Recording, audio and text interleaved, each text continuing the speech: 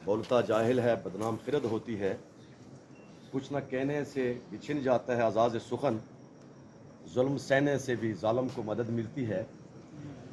बहुत ही काबिल सद एहतराम साबिक़ वज़ीर आज़म, हम सब के लिए बहुत ही काबिल एहतराम फ़ारूक सिकंदर साहब, और लीग के और साबका मुस्लिम कॉन्फ्रेंस के मतवालों, मैं इसलिए कहूँगा सर, थोड़ा सा टाइम लूँगा चूँकि अरसे के बाद मुझे पता है कि वहाँ बहुत लंबी लंबी तकरीरें हुई हैं और बहुत थकावट होगी आपको यकीनी तौर पर, लेकिन चूँकि अपने घर की बातें जब खुल खिला के ना की जाएं तो फिर वो रखने अंदर ही अंदर रह जाते हैं।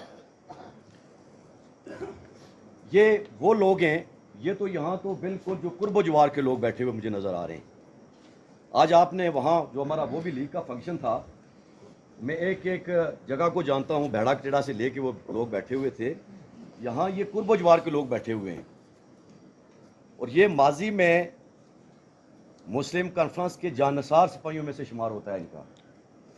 और फिर जब लीग बनी तो आपकी क़यादत पे, यहाँ से राजा नसार साहब की क़यादत पे एतमाद करते हुए पूरे शद मद के साथ मुस्लिम लीग का साथ दिया। और फिर जब हमारे लिए मोहतरम में राय नसार अहमद खान साहब, और वो 90 और 91 के इलेक्शन भी मुझे याद हैं, और आप भी सारे इलेक्शन से बखूबी वाकिफ़ हैं। आज तो बाज़ फेसबुकी नौजवान हमारे वो इलेक्शन का माहौल उनके सही अगर उसका मुशाहिदा करें तो इलेक्शन का नाम लेना भूल जाएं। उस वक़्त ये पत्तियां और माले नहीं निशावर होते थे, क्लाशनकोफ के फायर होते थे, और हमारे हल्का इंतखाब के अंदर मफरूर मंगवाए जाते रहे हैं, और उन मफरूरों का मुकाबला हमारे ये यूथ के और MSF के नौजवान करते रहे हैं। ये कोई 40-45 साल जो कामयाबी का दौर है, जिसकी बुनियाद पर आज जो है बहुत फ़ख्रिया अंदाज से कहा जाता है कि बड़ी खिदमात सर अंजाम दी हैं। उन खिदमात और उन सर्विसेज के पीछे नौजवानों का खून था, बुज़ुर्गों की मशावरत थी, और काबिल साद एहतराम से बार बार ये बात कही। मैं भी अजीज़ हूँ, आज भी उनका अजीज़ हूँ, आज भी इज़्ज़त एहतराम है, कल भी इज़्ज़त एहतराम था। लेकिन इज़्ज़त एहतराम का मतलब ये नहीं होता है कि आप हक बात और दुरुस्त बात छोड़ दें, और अगर हक बात और दुरुस्त बात करें तो आपको हदफ बना लिया जाए, आपकी किरदार कुशी स्टार्ट कर दी जाए।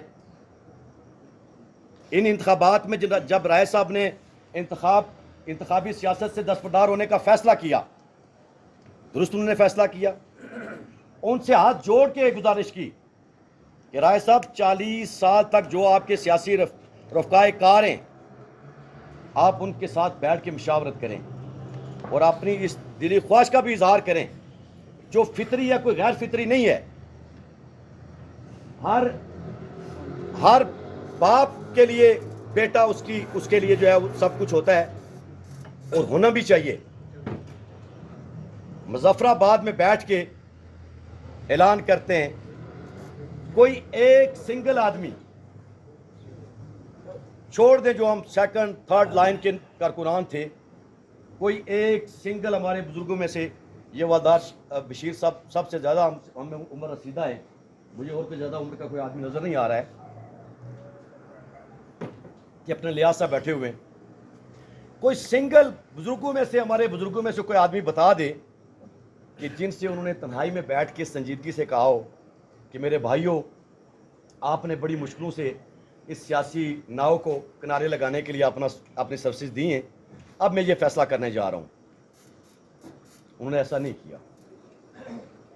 फिर जब पार्लिमानी बोर्ड बन गया, मैं भी उम्मीदवार था, आप इस बात के गवाह हैं, मैंने अपने टिकट के लिए जतन नहीं किया, मैंने 60 आदमियों की फहरिस्त मुहैया की, और वो जो फहरिस्त थी राय नसार साहब के सामने रख के उनसे स्क्रूटनी करवा लें। कोई एक शख्स भी जो साहिब राय हुआ हो जमात का, उसका नाम शामिल ना हुआ हो। मैंने कहा ये लोग हैं, आप मामला इनके सामने रखें और अपनी तरफ से कहें कि मेरा बेटा मेरी तरजीह है और प्रेफरेंस है। अगर लोग इस पर इतफाक करते हैं, हम 40 साल अगर आपका बैग बिस्तरा उठा के चलते रहें तो ये भी हमारा अजीज है, भाई है, इसके लिए भी चलेंगे। लेकिन उन्होंने इस बात पर तवज्जो नहीं दी। जनाब वाला को याद होगा डीसी राउत साहब के घर, जिस बात का आज हम बहुत ख्याल भी कर रहे हैं और इस बात का जिक्र भी कर रहे हैं कि हमें यूनिटी हमारे अंदर होनी चाहिए। एक ही कबीले के, कबीलों की बात नहीं होनी चाहिए, जमात कबीला होती है। एक ही कबीले के कोई एक फर्द, कोई एक कबीला उसमें से मिस नहीं था। राय निसार साहब के अपने 2 अजीज भी शामिल थे। डीसी साहब के घर मुशावरत के लिए इजलास हुआ, पूरे हल्के से संजीदा लोग बैठे। जनाब वाला को फोन भी गया डीसी राउत साहब का और रिक्वेस्ट की गई कि राय साहब को भेजें, खुदा रहा उनको भेजें, यहां बैठ के उनकी ख्वाहिश के मुताबिक फैसला कर देंगे। लेकिन उन्होंने कहा कि मैं ऐसा नहीं करूंगा। मैंने तरले किए, मैंने कहा कि खुदा के वास्ते इस अपनी आने वाली नस्ल पर रहम करें। आगे हम चुड़ोई में, बहुत आजमाइश में, एक न्याल का चुड़ोई ना बनाएं। लेकिन वो अपनी शफकत पिदरी में इस कदर, मैं ये भरमला कहता हूं, वो आके यहां बैठ के मैं सामने उनके ये बातें करूंगा। लेकिन उन्होंने इस बात पर तवज्जो ना दी। जब टिकट जारी हुआ, मैं खुद आया, पाजी यहां बीमार थे, राजा मरवत साहब को साथ रख। जब टिकट का फैसला हो गया, 9 तारीख को हुआ, 10 तारीख में जनाबे वाला आपके पास गया, दफ्तर में गया, खदशात और तफजात का इजहार भी किया। कारकुनों में आपके सामने ये बात रखना चाहता हूं, बहुत सारी तफजात हैं, बातें। जनाबे वाला ने कहा कि आप अजीज हो, छोटे भाई हो, तफजात होते हैं, फैसले अच्छे बुरे हो जाते हैं, आपने इस फैसले को ऑन करना है। रिकॉर्ड पर मौजूद है वो मेरा इस्तीफा, जिसमें मैंने किसी की जात से इख्तलाफ नहीं किया है। मैंने कहा बदू मशावरत के इस फैसले के नतायज बहसीत सदर में कबूल नहीं कर सकता हूं, ना अपने सर ले सकता हूं। कल जब इस तफरीक और तकसीम के साथ लोगों के पास जाएंगे तो हमें सवाए तजलील के और कुछ नहीं मिलेगा। फिर भी जब आपने कहा कि आपकी जिम्मेदारी नहीं है लेकिन आप जमात में रहोगे, जनाबे वाला ये घर मेरा घर है और मैं आज, मेरा दिल खून के आंसू रो रहा है। मैं नौजवानों को गवाह बना के ये बात कहता हूं, वो शख्स जो मेरा मौसन था, वादी बना का मौसन था, आपका मौसन था, सलारे जमहूरियत का मौसन था, वो 3-3 बजे तक भी जाते रहे। तो मैंने कहा पाजी मुझे मेरी जमात अजीज है, और जिनको आपने जमात की ठेकेदारी दी हुई है, उन्होंने कहा कि इसने बगावत की, इसने मुनाफकत की।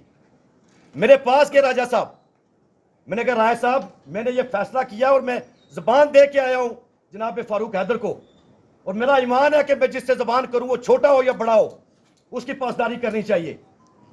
मैं जमात के अंदर हूं। हां, एक बात जरूर है कि आपने मशावरत के बगैर इस फैसले को इंडोर्स किया है, लोगों को भेड़ बकरियां समझ के। मैं आपके लिए हाजिर हूं। पूरे हल्का इंतखाब के अंदर किसी कबीले का भी हमारा जमाती कोई जिम्मेदार या कारकुन नाराज है मेरी वजह से, तो आप मुझे कहें कि जाओ उसको राजी करके लाओ, मैं सर के बल चढ़ के जाके उसको राजी करके लाऊंगा। लेकिन आपकी वजह से, आपके बेटे की नलायकियों की वजह से अगर कोई नाराज है लोग, तो आप ही उनको राजी कर सकते हैं। मैं आपके लिए दुआ गो हूं। और फिर मैं दफ्तर में भी आया, 3-4 बड़े प्रोग्रामों में भी गया, वहां भी लोगों की मिन्नतें समाजतें की कि लीग के लिए आपने वोट देना है। इस घर को भी नाराज किया। तो फिर शाह साहब को कंप्लेन करके तहरीर तौर पर नोटिस आ गया जी कि आपने जमात के खिलाफ जो है वो गद्दारी की है। उनकी ताबेदारी करें, असूली बात करें, तो वो सर्टिफिकेट देते हैं वफादारी के और खिलाफ वर्जी के। जनाब वाला लीग हमारा और न बिछोना है। जो लोग शामिल हुए, आज खुर्शीद हमारे भाई हैं, उसके साथ मुस्लिम कॉन्फ्रेंस के अंदर हम एक प्लेटफॉर्म में, सीन काफ जब बनी हम तब भी इकट्ठे इस स्ट्रगल में मौजूद रहे, खुशियां में। लेकिन क्या ही अच्छा होता कि वो एक एक करके अजीज को बुला के कहते कि आप इधर आओ, शामिल हो जाओ, हम जो है बड़ा मार्का मारने जा रहे हैं। वो होल्ड करते, आपको कहते आपका भी उस घर से ताल्लुक है, अकील भी अजीज है, बाकी भी सारे लोग वो हैं जिन्होंने 40-45 साल मेरे साथ शाना बशाना होके खून दिया है। और ये घर जिधर सर आप बैठे हुए हैं, ये घर सेक्रेटरिएट रहा है हर इलेक्शन में। किसी इलेक्शन में जाके हम वोटों की गिनती किसी और जगह नहीं करते रहे, यहां आते रहे। हमारी माएँ बहनें हमें सर्विसेज मुहैया करती रही हैं, क्योंकि हम बड़े जागीरदार थे और ये घर उनका मज़ारे था। इसलिए किया कि हमारा हल्के के अंदर इज्जत एहतराम वो मुश्तरक है और उसका तल्लुक इत्तेफाक और इत्तेहाद से है।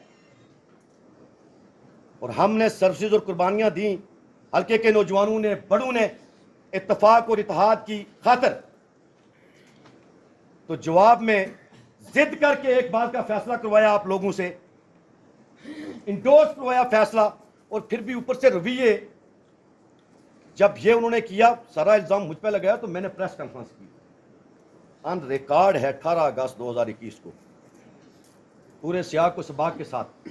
मैंने कहा ये फैसला आपने करवाया, आप हमारे पार्लिमानी लीडर खुद बनते, हमें पार्लिमानी बोर्ड में जाके कुछ कहने की जरूरत न महसूस होती। आप कहते कि हमने इत्तेफाक इत्तेहाद से ये फैसला किया है, बेटे का किया है, अपने बेटे का कहते हमने किया ये इत्तेफाक इत्तेहाद के साथ, नहीं किया। और फिर वो नालायक बेटा जिसके हाथ में आपने एक बड़ी जमात की बड़ी जिम्मेदारी दे दी, वो इन लोगों को, जिन लोगों ने 40 साल तक उसके वालिद के लिए खून की जगह पसीने की जगह खून बहाया, उनको वो कहता है ये गंद है, ये गंद साफ हो गया है। शर्म का मकाम है। अगर ये बावकार लोग ना हूं, मैं माजरत चाहता हूं सर, उसको तलखी मैंने लाए ना, मैं उस तरफ आ रहा हूं, मैं उसी तरफ आ रहा हूं सर, मैं उसी तरफ आ रहा हूं सर, मैं उसी तरफ आ रहा हूं, मैं उसी तरफ आ रहा हूं। और ये जो गंद है, ये जो मुअज़्ज़ज़ लोग हैं, अल्लाह की मेहरबानी से इतने जानदार हैं कि शहर में कोई अल्लाह की मेहरबानी से ऐसे आ नहीं सकता है अगर वो उस तरह की कोई बात करे तो। लेकिन गुड जेस्चर के तौर पे हमेशा अच्छाई का पैगाम दिया। मैंने वो प्रेस कॉन्फ्रेंस की, मैंने कहा मैं मशकूर हूँ और मैं बाखुदा कहता हूँ राय साहब, जमात के वसीतर मफाद में ये बात की। मैंने कहा कि जिन लोगों ने इस बदूम मशावरत के फैसले और इंडोर्स किए गए फैसले के खिलाफ मेरी तरह जमात को नहीं एक मुकदम समझा और इलेक्शन में चले गए, वो भी आज़ाद इलेक्शन लड़े, किसी पार्टी में नहीं गए। अगर यही लोग दूसरी किसी पार्टी में चले जाते तो आज उनका भतीजा रायनसार साहब का सगा भतीजा जो आज पीटीआई का सदर सिकंदर याद, हम उसके घर जाके बैठ सकते हैं? भतीजा आलम वो रिश्तेदार है। आज हम इन लोगों के पास आ गए, हम किसी के भी घर जाकर बैठ सकते हैं, इसलिए कि इन्होंने जमात नहीं छोड़ी है। आज भी लीग का प्रचार कर रहे हैं और जिनके पास डुगडुगी है, उनके जो अभी नए उन्होंने ट्रेंड किए लोग, अभी मुझे एक हमारे अरशद खोकर साहब ने, मेरे अजीम नाम ले गए हूँ, पता नहीं इनके साथ अब कुछ नहीं होगा अल्लाह के फजलो करम से, सबको जानता हूं मैं। हम डरने वाले नहीं हैं।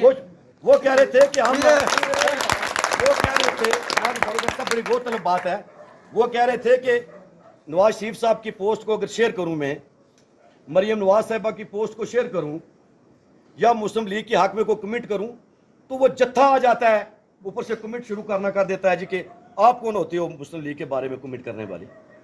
भाई क्या आपने गिरवी दे दिया मुस्लिम लीग हल्का कुरेटा के अंदर किसी के? आप गालियां लिखते हैं। ये इसलाह करें जनाब राय साहब।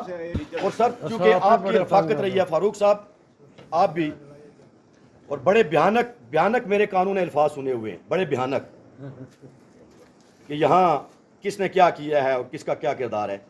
सिर्फ हम मुंह धो के, मेरा अपना मन इस तरह का है कि मैं जो बात मुंह पे करता हूँ वो पीछे करता हूँ, अल्लाह ने इतनी हिम्मत दी हुई है। तो यहाँ जरा और कल्चर है, खुद इरशाद फरमाते रहे कि यहाँ हमारे हल्के में, हालांकि किसने सरदार सिकंदर याद साहब जैसी बड़ी शख्सियत के साथ जाके वफादारी निभाई और उनके इस फैसले के साथ जाके उनके साथ मुस्लिम कॉन्फ्रेंस में गई? कोई एक मुझे नाम बता दे कुरेटा के अंदर उनके बारे में कहा गया जी कि ये सारा कुछ उन्होंने किया। 23,500 वोट 11 के इलेक्शन में, जब मुस्लिम लीग को बने अभी 4-6 माह नहीं हुए थे, हमने मुकाबला किया।